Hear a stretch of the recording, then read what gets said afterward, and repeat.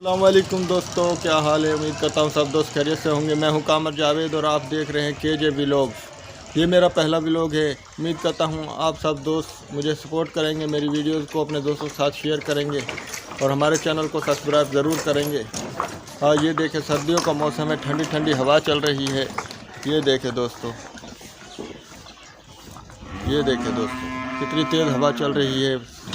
शानदार मौसम है, माशाल्लाह, बेहतरीन मौसम है। ये मेरा पहला व्लॉग है। उम्मीद करता हूँ सब दोस्त मुझे पूरी सपोर्ट करेंगे।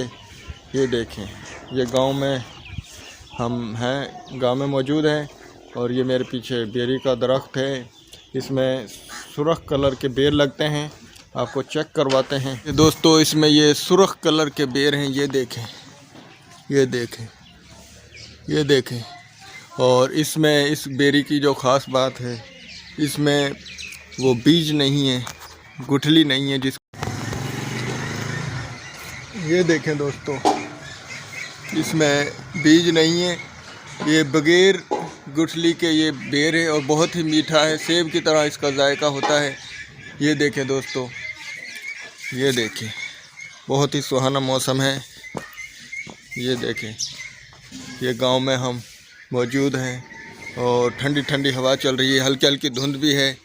तो दोस्तों, वीडियो हमारी कैसी लगी कमेंट में हमें ज़रूर बताएं। हमारे चैनल को सब्सक्राइब करें, कमेंट में अपनी राय ज़रूर दें। मिलते हैं नेक्स्ट वीडियो में। अल्लाह हाफ़िज़।